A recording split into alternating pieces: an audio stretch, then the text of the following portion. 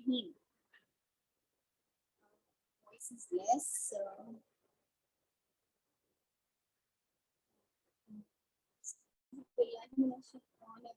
Bismillahirrahmanirrahim. Inna Allaha wa malaikatahu yusalluna 'alan nabi ya ayyuhallazina amanu sallu 'alaihi wa sallimu taslima.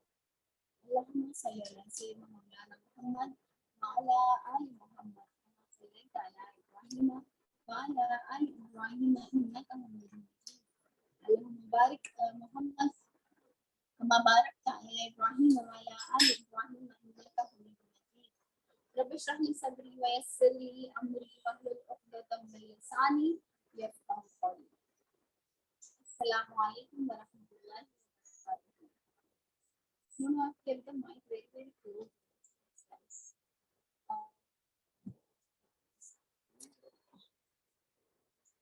Hello, still not clear? थोड़ा सही हुआ है. थोड़ा सही हुआ, हालांकि सब मैंने स्विच ओवर इसीलिए किया बेटर. बिस्मिल्लाह. जो हमने अब तक जो सीरत में डिस्कस किया है वो है अल्लाह के नबी सल्लल्लाहु अलैहि वसल्लम का निकाह हजरत खदीजा कुबरा से, और हमने ओरिएंटलिस्ट के कुछ चार्जेस देखे अगेंस्ट जो निकाह है आप सल्लल्लाहु अलैहि वसल्लम का, जो आपकी हाउसहोल्ड लाइफ है. I think we ended on the fact that आप सल्लल्लाहु अलैहि वसल्लम की जो करीम नफ्सी है, अल्लाह के नबी सल्लल्लाहु अलैहि वसल्लम के किरदार में की जो खूबी थी कि आप सल्लल्लाहु अलैहि वसल्लम अपने जो एक्सटेंडेड फैमिली है, खासतौर पे आपके चचा और चची के साथ आपका जो रिलेशनशिप रहा अबू तालिब और उनकी वाइफ फातिमा के साथ, तो वो बहुत ही स्ट्रॉन्ग था. जब उन्होंने इन लोगों को फाइनेंशियल एक परेशानी वाले परेशानी में पाया तो मदद के लिए फौरन खड़े हो गए. एंड दिस इज हज़रत अली रज़ियल्लाहु अन्हु came in his household. तो इस तरह से अल्लाह के नबी सल्लल्लाहु अलैहि वसल्लम के घर का जो हिस्सा है उसमें जो है हज़रत अली रज़ियल्लाहु अन्हु शामिल हैं. तो अब जो है आप सल्लम के घर में कौन कौन है? आप सल्लम का अगर मुझे household, can I get the wide background Shiva please? आप सल्लम के घर वालों में कौन कौन शामिल हैं? आप सल्लम की वाइफ हैं खदीजतुल कुबरा, खदीजा रज़ियल्लाहु अन्हा. उसके बाद 4 बेटियां हैं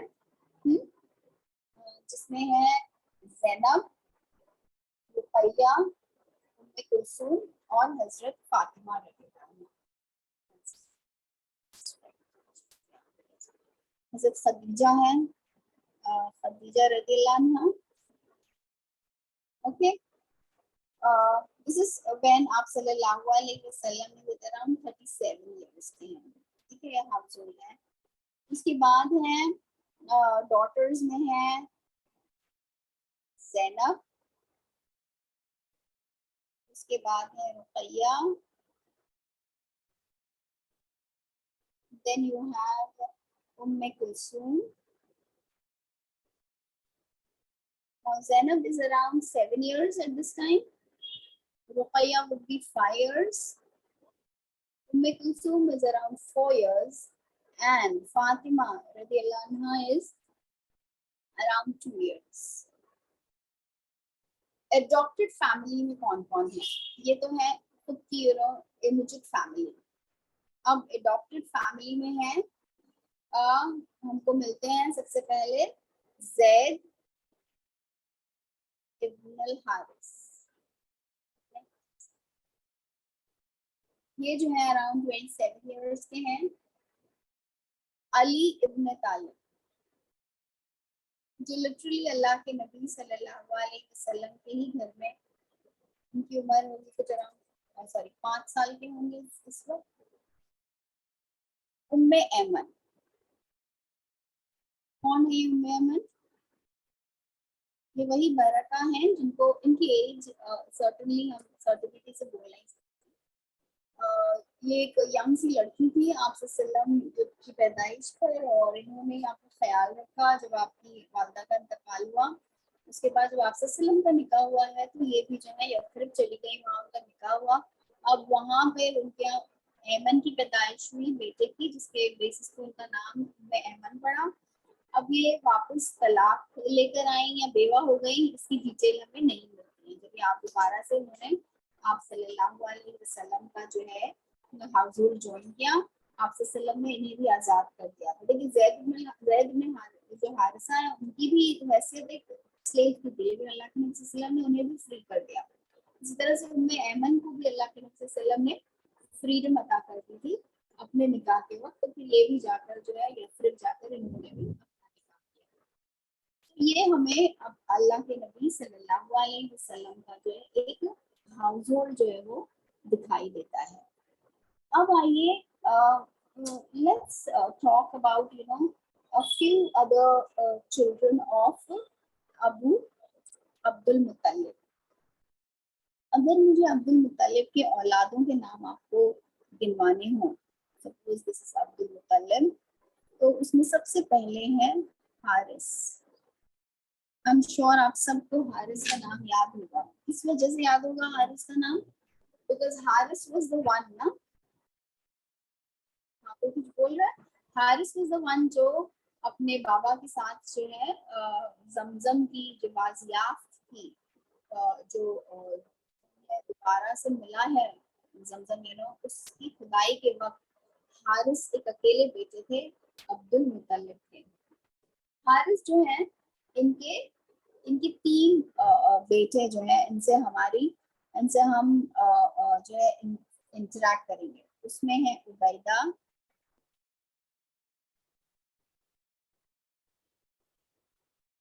दूसरे हैं अबू सुफियान,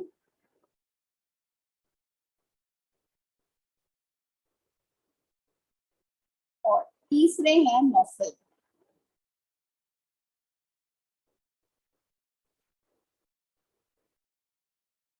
ठीक, तो हारिस की औलादों में जो है हमें ये 3 मिलते हैं।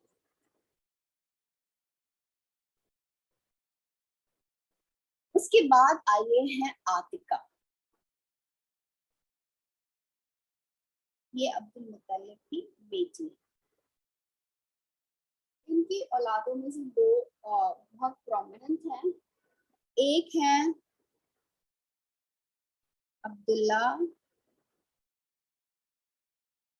बिन अबी उमैया।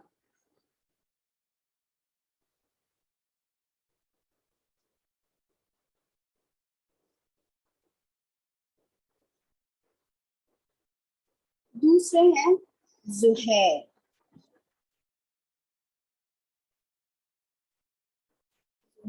बिन अबी उमैया।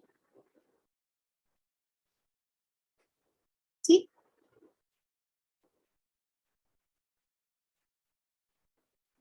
उसके बाद एक दूसरी डॉटर है बर्रा, अब्दुल मुत्तलिब की औलादें। So why are we discussing? Because ये सारे लोग बार बार आएंगे हमारी सीरत में। okay? बर्रा जो है इनके बेटे हैं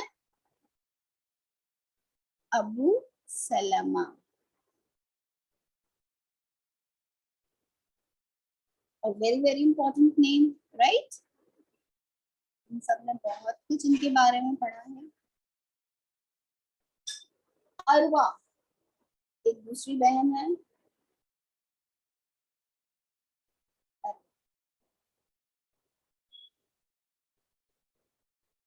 अरवा के बेटे हैं हुलई,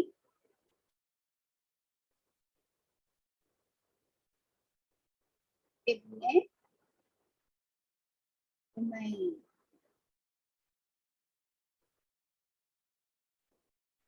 अब मैं आपको बता दूं, actually I wanted to right all of his children, चलिए अब बाकी जो है उनको मुझे ये रब करना होगा। Just let me discuss about this particular page. अब इनमें से जो है कौन कौन से मुसलमान हैं? Let's take the highlighter. Haris के बेटों में से उबैदा जो है वो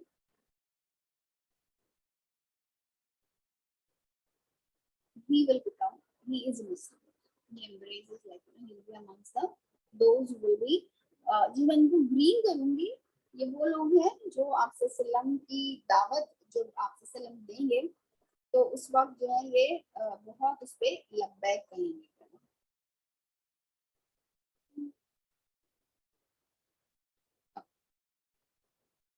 बर्रा, ये अब आतिका के दोनों बेटे जो है वो initially they will not be very फोर्टविथ. Haris के जो दो बेटे, तीन बेटे में से उबैदा जो है वो इनिशियली बहुत ज्यादा आपसे के सपोर्टर्स में से रहेंगे. Abu Sufiyan will always stand in एनिमिटी, although Abu Sufiyan इब्न अल हारिस जो है ये दूसरे अबू सुफियान जो हर्ब हैं जो लीडर रहेंगे वो अलग ही अबू सुफियान इब्न अल हारिस हैं. अबू सुफियान से बहुत मोहब्बत थी आपसे सल्लम को, क्योंकि आपसे सल्लम और अबू सुफियान इब्न हारिस जो हैं इनकी फॉस्टर मदर एक ही थी, यानी दाई हलीमा से ही इन्होंने दूध पिया हुआ है. और अबू सुफियान का बात करने का तरीका और आप अबू सुफियान बहुत ज्यादा रिसेंबल भी करते थे आपसे सल्लम. These two cousins would also look very similar to each other. उनका स्टाइल भी बहुत एक जैसा था. तो आपसे सल्लम को कुछ लोग जो ईमान ना लाए आपसे सल्लम की फैमिली में से, उनके लिए आपसे सल्लम बहुत ज्यादा would feel sad. उसमें से एक ही अबू सुफियान थे. तो अदरवाइज आपसे सल्लम के बड़े करीब रहे थे, लेकिन इस्लाम आने के बाद जो है he never स्टाइल ही रहे. आतिका के दोनों बेटे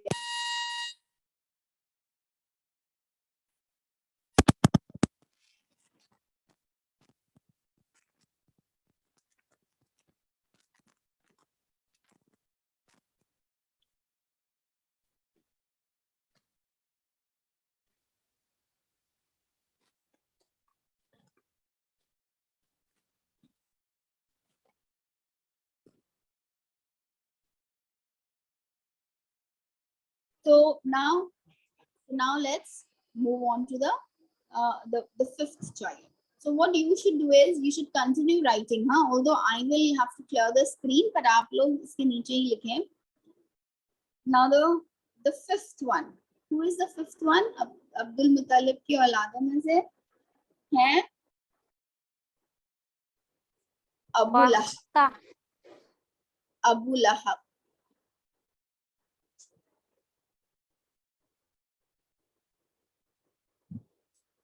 अबू लहब जो है उनके दो बेटे हैं उत्बा एंड उतैबा.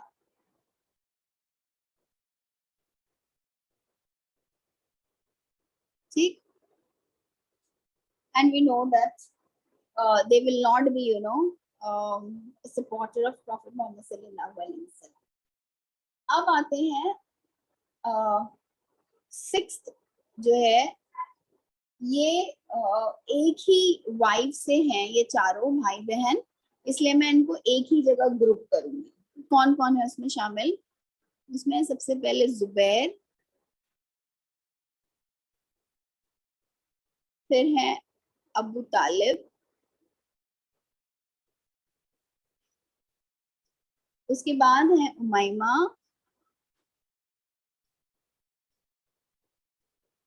और सबसे छोटे हैं अब्दुल्ला. नाउ इन सब की मदर जो है वो सेम है, इसीलिए हमने इनको इस तरह से ग्रुप किया है. इसका भी एक रीजन है why have we group them like this. तो आपको पता चलेगा कि कितने लोग और कहाँ जो स्टैंड अप हुए हैं सपोर्ट के लिए अपोजिशन में, उसकी भी बहुत सारी एक हिस्टोरिकल उसका एक कॉन्टेक्स्ट और रीजन है. अब जहाँ तक अबू तालिब का मामला है, उनकी औलादों के मैं नाम लिख रही हूँ. उसमें हमें मिलते हैं तालिब, अकील, फाख्ता. फाख्ता का एक और नाम हमने देखा है, किसी को याद है? उम्मे हानी कुछ नाम था. जी उम्मे हानी. जाफर एंड अली, ये किसकी, ये सारी के सारी किसकी औलाद हैं? ये दरअसल अबू तालिब की औलाद है। ओके, अब उसके बाद आए उमैमा। उमैमा की औलादों में 4 शामिल हैं, अब्दुल्ला इब्न जहश,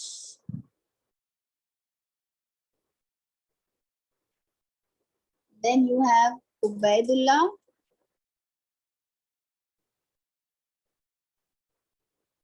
ibn Jahesh, then you have Zainab bint Jahesh, and you have Hamna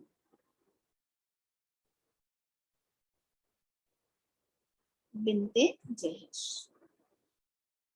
अब ये चारों किसकी औलादें हैं? ये उमैमा की औलाद,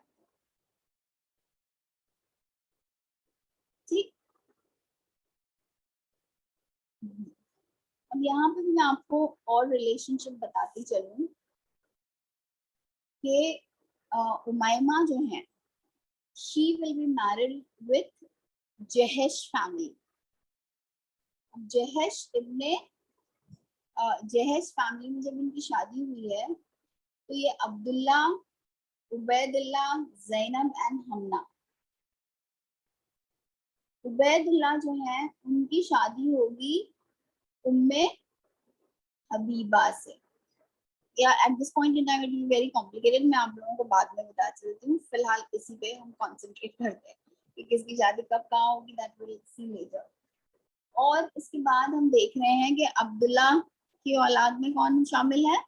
अल्लाह के नबी सल्लल्लाहु अलैहि वसल्लम। आप लोग इसको उसी कॉलम में लिखिएगा, मेरे पास यहाँ जगह नहीं है इसलिए मैं यहाँ लिखूंगी मोहम्मद सल्लल्लाहु अलैहि वसल्लम। ऑलराइट, सो ये है कुछ prominent personalities.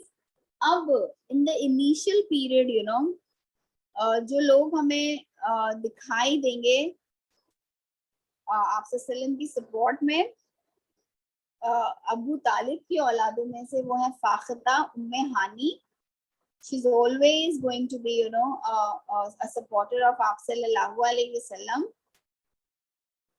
Fakhta, then Jafar and Hazrat Ali, these three are going to be the supporters. Umayma ki चारों औलादें are going to be strong supporters in the initial period of Aap sallam, Abdullah, Ubaidullah, Zainab and Hamna. All right, अब इसके बाद जो है और दो औलादें हैं जिनका, 3 औलादें जिनका जिक्र करना है, 2 अलग बीवियों से। तो ये 6 सेट ऑफ अबू तालिब अब्दुल मुत्तलिब के बच्चे जिनका हमने पढ़ा। अब लेट्स, और 2 बाकी हैं तो मैं ये क्लियर कर रही हूँ, बट आपने इसके नीचे ही लिखना है। जुबैर का नहीं बताया आपने निखत?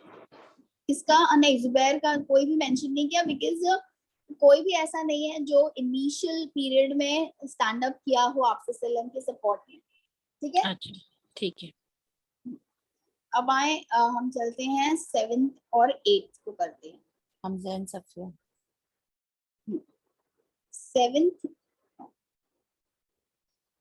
7th में हमारे पास हैं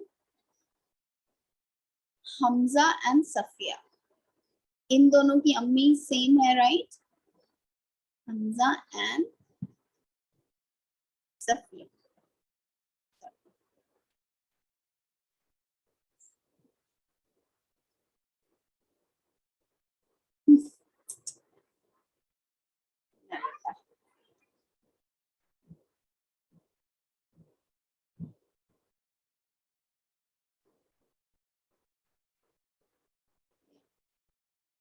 सो हमजा और सफिया। अब हमजा जो है उनकी औलाद में से का मेंशन आएगा, वो है मारा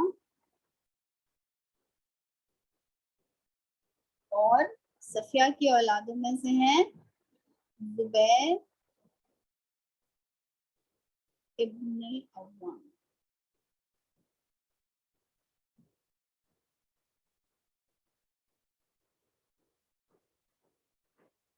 Okay.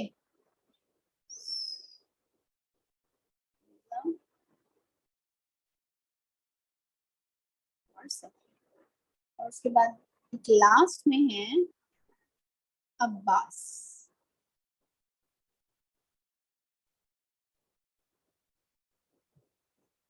So ये कुछ अब्दुल मुतल्लिब की नोटेबल चिल्ड्रन और ग्रैंड चिल्ड्रन है जिनको हमने यहाँ पर we are just getting used to these people, these names. Why? Because we're going to encounter them a lot in the Sira. अब आए एक बहुत important incident की तरफ, and that is about the rebuilding of the Kaaba. Now, what I find very intriguing about the rebuilding of Kaaba is look at the various elements that were involved in the construction of the rebuilding of the Kaaba. काबा की जो इमारत थी, उसकी जो दीवार थी, उसकी ऊंचाई बहुत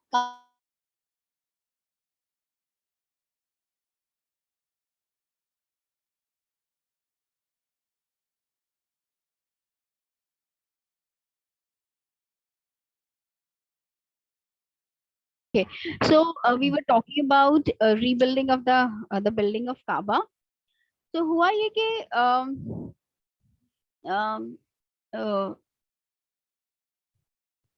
राइट, इसकी जो इमारत की जो वॉल थी बहुत मखदूश हो गई थी, इसमें कोई छत भी नहीं थी, खुला हुआ होता था. लेकिन लोगों को बहुत डर लगता था इसकी रिपेयर करने या इसको कुछ हाथ लगाने या इसमें कोई रद्दोबदल करने के लिए, क्योंकि उनके नजदीक जो है ये बहुत ही एक सेक्रेड जो है वॉल थी और एक सेक्रेड इमारत थी. तो कैसे उसके अंदर कोई चेंजेस लाए जा सकते हैं या कैसे जो है उसे टच किया जा सकता है. अब वलीद इब्न अल मुगीरा, ये नाम आपने सुना होगा काफी. ये जो थे मखजूम के चीफ थे. ओके, अब इनका एक सजेशन था कि देखिए ये जो है इस पे छत भी मौजूद नहीं है, इसकी दीवार भी इतनी मखदूश हो गई कि किसी वक्त भी गिर जाएगी, और दूसरा ये कि अभी वॉल्ट में से जो है कुछ वैल्यूएबल चोरी भी हो गया था. तो इन लोगों को एक ये बात सूझी कि इट्स हाई टाइम नाउ, अब काबा की जो है वो तामीर की जाए, ऐसे दोबारा से इसकी इसकी दुरुस्तगी की जाए, ऐसे ठीक किया जाए, इसकी इसकी दीवारों को, इसकी इमारत जो है उसको बनाया जाए फिर से. अब इसके लिए जरूरत थी कि मटेरियल कहाँ से मिलेगा.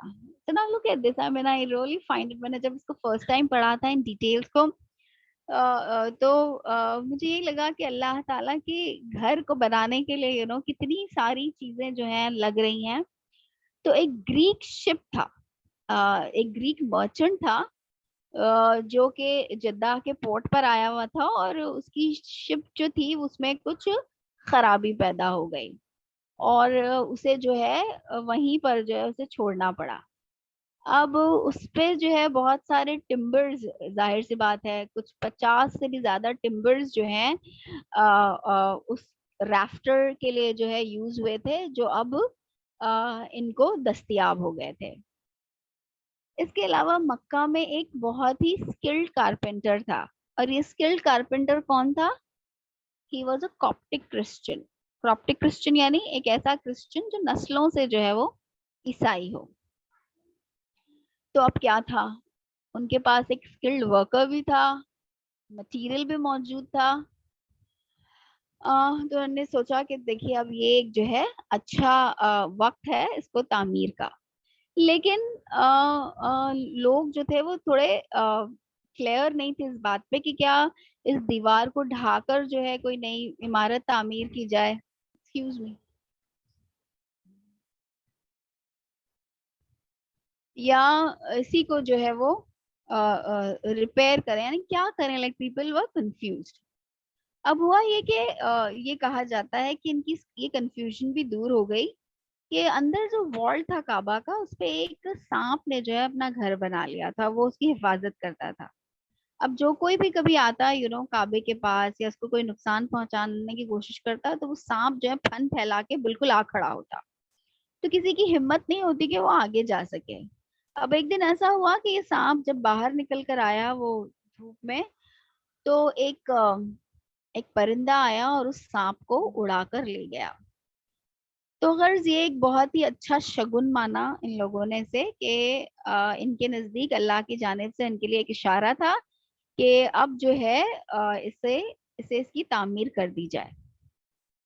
تو ابو وہاب یہ ایک مخزومی ہے, اس نے جو ہے سب سے پہلا پتھر جو ہے وہ اٹھایا. اب یہ ابو وہاب سیم گائے جس نے پروٹیسٹ کیا تھا جب عبد المطلب عبداللہ کو لے جا رہے تھے سیکریفائس کے لیے.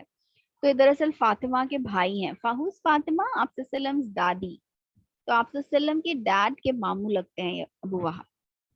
تو انہوں نے جو ہے سب سے پہلا پتھر جو ہے وہ ہٹایا. اب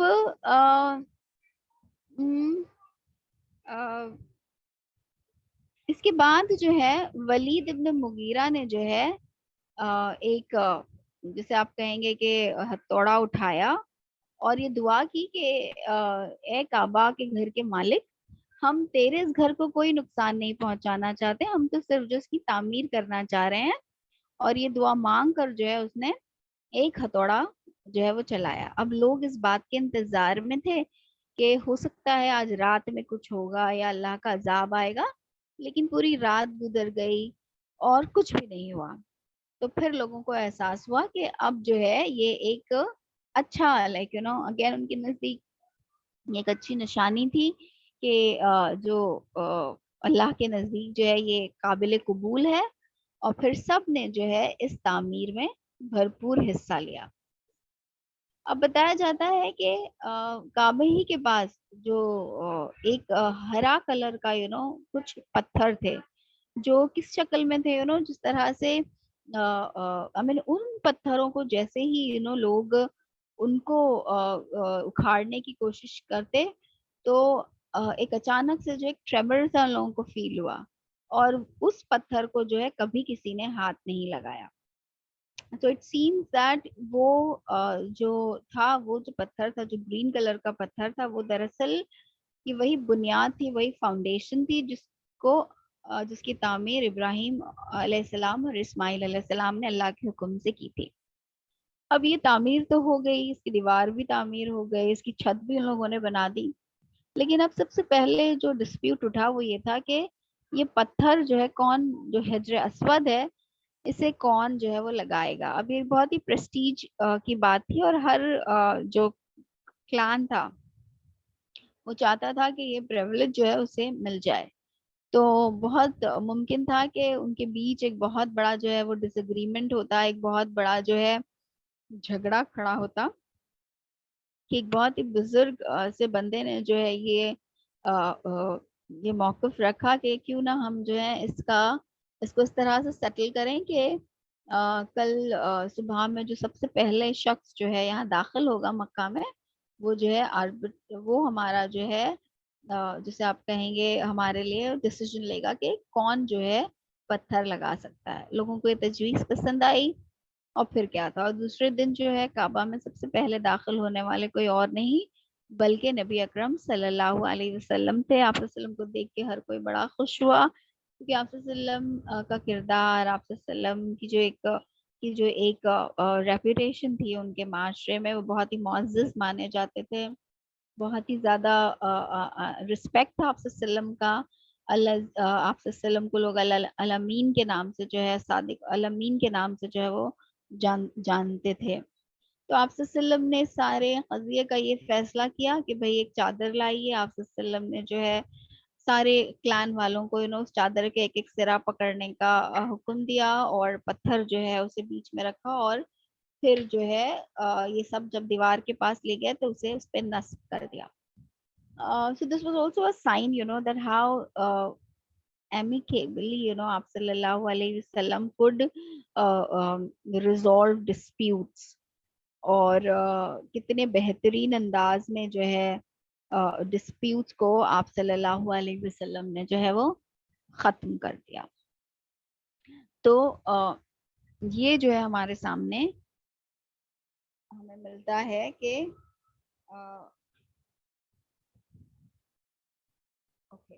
اب آئے ہم چلتے ہیں اس عظیم الشان واقعے کی طرف کہ جس میں ہمیں پتہ چلتا ہے کہ اللہ کے نبی صلی اللہ علیہ وسلم پر جو ہے پہلی وحی کا نزول. تو کیسے ہوا؟ How did this happen? کیا اس سے پہلے آپ صلی اللہ علیہ وسلم نے کچھ انکاؤنٹر کیا؟ آپ صلی اللہ علیہ وسلم کی زندگی میں ایسی کیا تبدیلیاں رونما ہوئی اور آپ صلی اللہ علیہ وسلم کی زندگی میں ایسے کیا چیزیں تھیں جس کے فائنلی بعد ہمیں یہ اس کا ایک فائنل جسے آپ کہیں گے رزلٹ یہ ملتا ہے کہ اللہ کے نبی صلی اللہ علیہ وسلم پر وحی کا نزول ہوتا ہے. Let's go back to that era. ایک ایسے شخص کا تصور کریں جو زندگی کی جتنی بھی ممکن خوشیاں ہیں، اچیومنٹس ہیں اس کے وقت کے، وہ سب اسے حاصل ہیں. ایک لونگ وائف ہے، بچے ہیں، رشتہ داروں میں قدر و منزلت ہے، بزنس بہت اچھا چل رہا ہے، فائنینشلی بہت ہی سٹیبل ہے، فراغت ہے. یعنی وہ ساری چیزیں جو آپ ایک انسان چاہ سکتا ہے اپنی زندگی کو بہتر طور پر جینے کے لیے، وہ ساری کی ساری حاصل ہیں. پھر آخر ایسا کیا تھا کہ ان ساری لگژریز کو، ان ساری نعمتوں کو ترک کر کے اللہ کے نبی صلی اللہ علیہ وسلم ہرا کے پہاڑوں میں جو ہے، اس کی غاروں میں جو ہے وہ چلے جایا کرتے تھے. اور کیا آپ صلی اللہ علیہ وسلم وہ واحد انسان تھے جو مکہ میں یہ سب کچھ کرتے تھے، یا اور لوگ بھی تھے جو اس قسم کی پریکٹسز کیا کرتے تھے؟ تو آپ کو بتاتی چلوں کہ آپ صلی اللہ علیہ وسلم اکیلے نہیں تھے، بلکہ جو دین حنیف کے پیرو ہیں، جو دین حنیف کو ماننے والے ہیں، ان میں بھی بہت سارے لوگ ایسے تھے جو اپنی روز مرہ کی زندگی جو ہے اس سے نکل کر ہٹ جایا کرتے تھے. اب ایک دوسرا سوال یہ پیدا ہوتا ہے کہ جنرلی ہم دنیا کی زندگی میں دیکھتے ہیں کہ جنرلی کوئی ایک محرومی یا کوئی ایک ایسا زندگی میں ہمارے ایک ڈیفیکلٹ کویسچن یا ایک ڈیفیکلٹ مرحلہ ہوتا ہے جو ہمیں متوجہ کرواتا ہے کہ ہم سوالوں کے جوابات تلاش کریں، یا ہم جو ہے کسی ریالٹی کی طرف لپکیں یا کسی ریالٹی کو جاننے کی کوشش کریں. جب ہم آپ صلی اللہ علیہ وسلم کی زندگی کے اس دور کو دیکھ رہے ہیں تو ہمیں نظر آ رہا ہے کہ اٹس آل جیسے کہ خود اللہ تعالیٰ سورۃ الضحیٰ میں فرماتے ہیں نا کہ وَلَلْآخِرَةُ خَيْرٌ لَكَ مِنَ الْأُولَىٰ. تو وہ جو بعد میں آنے والا وقت ہے وہ پہلے گزرے ہوئے وقت سے بہت بہتر ہے ہر اعتبار سے، رائٹ؟ ابھی تک بھی. تو آخر وہ کیا، what was that element you see that led him to indulge into these practices that the people or the followers of Deen Hanif would do. As usual جو اورینٹلسٹ ہیں ان میں سے بہت سارے لوگ یہ مانتے ہیں کہ he was not happy. وہ کوئی غم تھا، یا وہ کوئی ایک دکھ تھا، یا وہ کوئی ایک تکلیف تھی جس نے انہیں اس طرح سے چند سوالات کے جوابات کو ڈھونڈنے پر مجبور کیا. But we don't see anything of that sort. نکت آپ اورینٹلسٹ کے بعد آپ کی آواز نہیں آئی تھی. Sorry? اورینٹلسٹ، بہت سارے اورینٹلسٹ تھے، اس کے بعد آپ کی آواز بریک ہو گئی تھی، نہیں آئی تھی. اچھا. تو اورینٹلسٹ جو ہیں انہوں نے اس بات کو بھی جو ہے اپنا پوائنٹ آف ڈسکشن بنایا ہے کہ کیوں اللہ کے نبی صلی اللہ علیہ وسلم جو ہے اس قسم کی پریکٹسز کو اپنا رہے تھے. لائک کیا کوئی محرومی تھی اس کے پیچھے، کوئی غم تھا، کوئی تکلیف تھی جس سے نجات کے لیے آپ صلی اللہ علیہ وسلم جو ہے غاروں میں اور پہاڑوں میں نکل جایا کرتے ہیں تھے. اب دیکھیے آپ کسی مٹیریلسٹک یا جو ہیڈونسٹک فلسفی ہے اس کے کانٹیکسٹ میں تو اس آپ صلی اللہ علیہ وسلم کے اس عمل کو سمجھنے سے قاصر رہیں گے، نہیں سمجھ آئے گا کہ ایک وہ انسان جس کو دنیا کی ساری کی ساری نعمتیں اور ساری کی ساری خوشیاں اور ساری کی ساری چیزیں حاصل ہیں، وہ آخر ایسا کیوں کرے گا؟ تو ضروری نہیں ہے کہ ہر انسان اسی وقت اللہ کی جانب یا اللہ سے لو لگاتا ہے جب اسے کوئی تکلیف ہو. بہت سارے ایسے نیک دل لوگ بھی ہوتے ہیں جو اللہ کے شکر گزار جو ہیں وہ بندے بننا چاہتے ہیں، اور پھر وہ اللہ کی جانب دنیا کی خوشیاں اور نعمتیں انہیں دراصل اللہ رب العالمین کی جانب جو ہے وہ موڑتی ہیں. دوسرا سوال یہ پیدا ہوتا ہے کہ اللہ کے نبی صلی اللہ علیہ وسلم جا کے کرتے کیا تھے؟ قرآن تو نہیں پڑھتے ہوں گے کیونکہ قرآن ابھی نازل نہیں ہوا ہے، رائٹ؟ تو کیا کرتے تھے؟ Any idea? غور و فکر کرتے تھے کائنات میں اللہ تعالیٰ کے وجود پر، اور اپنی قوم کے لیے غمگین ہوتے تھے جو شرک میں پڑی ہوئی تھی. Right. So that means there were certain questions. یہ جو غمگین ہونے والا پوائنٹ جو تم نے بولا نا نواز، اٹس ویری امپورٹنٹ.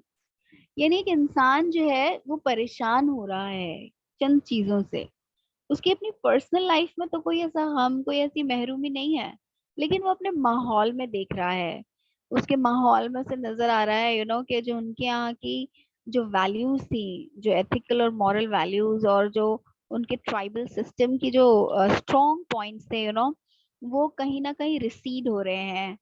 اور ان کے یہاں جو مروت اور جو مہمان نوازی اور دوسری اس قسم کی شجاعت اور یہ سارے جو کنسیپٹس تھے، ان کی جگہ جو ہے ایک نئی مرکنٹائل جیسے آپ کہیں گے کمیونٹی ہے وہ لے رہی تھی، کہ یہاں پر بھی نفسا نفسی، خود غرضی، اپنی دولت کو جمع کرنا، اور یہ سارے جو خیالات تھے وہ پنپ رہے تھے. تو ڈیفینیٹلی ایک ڈسٹربنس تھا، ایک غور و فکر تھا. تو انسان سوچ رہا ہے تو ایسے سوچ رہا ہے کہ وہ پہاڑوں پہ چلا جائے، اور پھر صرف یہ نہیں کہ ایسے بس نکل جاتے تھے، بلکہ باقاعدہ ایسے جیسے آپ کہیں گے اپنے پروویژن لے کے جایا کرتے. اب ظاہر سی بات ہے جب پہاڑوں میں جائیں گے تو وہاں پر کوئی ریسٹورینٹس اور وہ ساری چیزیں تھوڑی نا، کوئی کینٹین تھوڑی نا کہ بھوک لگی تو جا کے کھا لیا لائک تو اپنا پروویژن بھی جو ہے وہ ساتھ میں لے جانا پڑتا تھا. اور یہ آتا ہے کہ یہ سوی ایک ڈش ہوتی ہے، یہ بارلی جسے ہم کہتے ہیں جو ہوتا ہے کٹا ہوا، وہ لے کے ستو جسے ہم کہتے ہیں. It's supposed to be very very healthy, کہ اسے بس آپ پانی میں ڈالیں اور پی جائیں تو یہ آپ کی بھوک بھی جو ہے وہ مٹا دیتا ہے، اور آپ کی پیاس بھی جو ہے وہ اس کو بھی کوینچ کر دیتا ہے. اب ایک لفظ ہے جس کو کہ ہمیں we'll have to pay a little attention، اور اس لفظ جس کا ذکر آیا ہے بہت سارے ٹریڈیشنز میں، کہ اللہ کے نبی صلی اللہ علیہ وسلم غار حرا میں جا کر کیا کرتے تھے تہنس.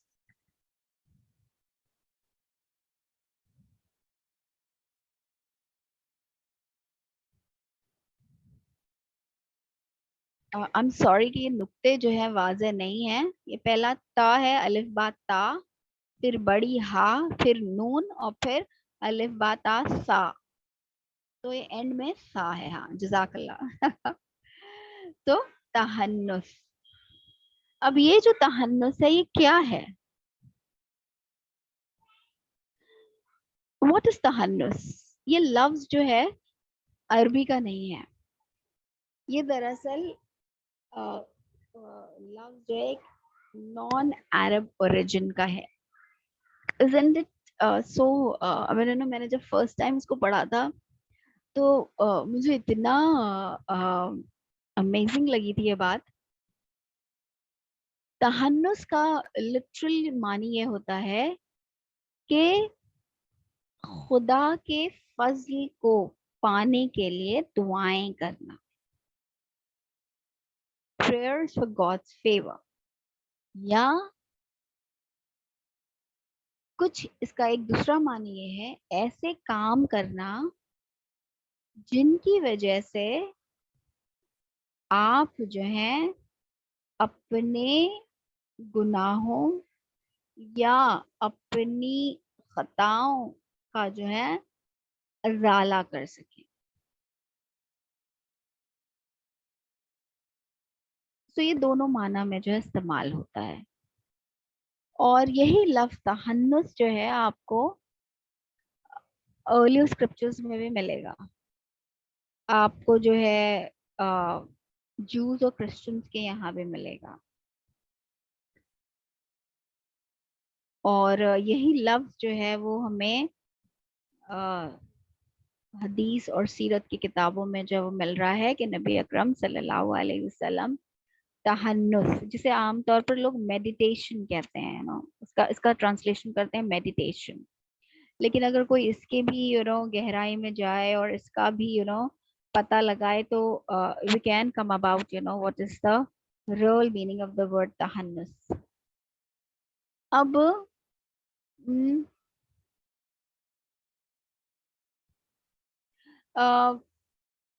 اللہ کے نبی صلی اللہ علیہ وسلم جب 40 سال کی عمر کو پہنچے ہیں تو اللہ کے نبی صلی اللہ علیہ وسلم کو بہت مرتبہ سچے خواب دکھائی دیتے تھے.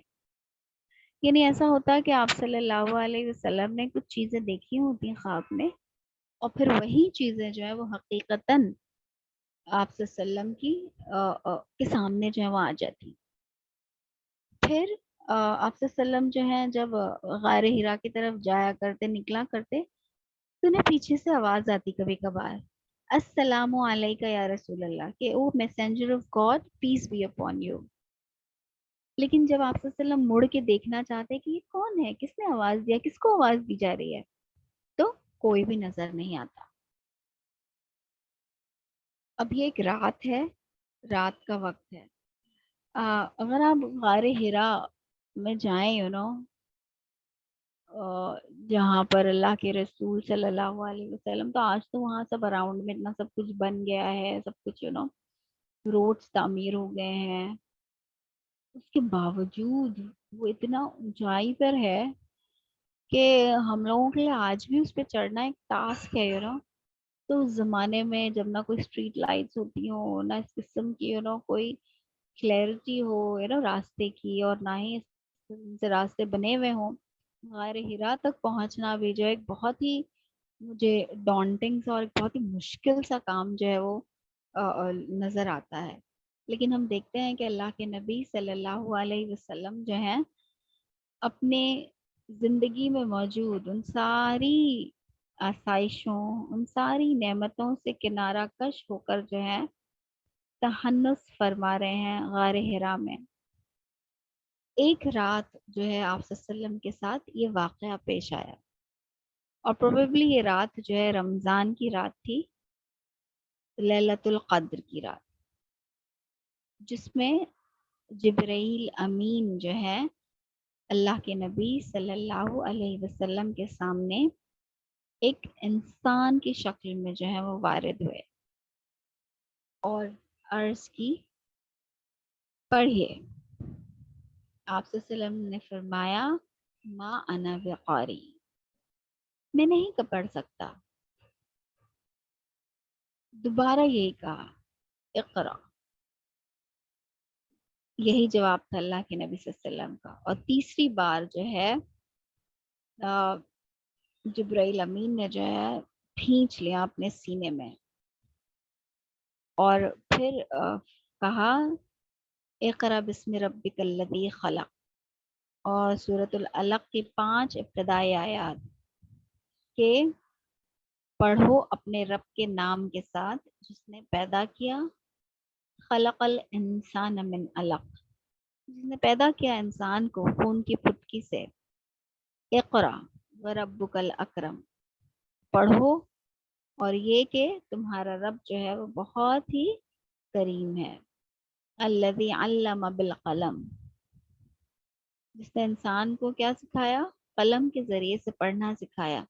علم الانسان ما لم یعلم، اور انسان کو وہ کچھ سکھایا جو وہ نہیں جانتا تھا.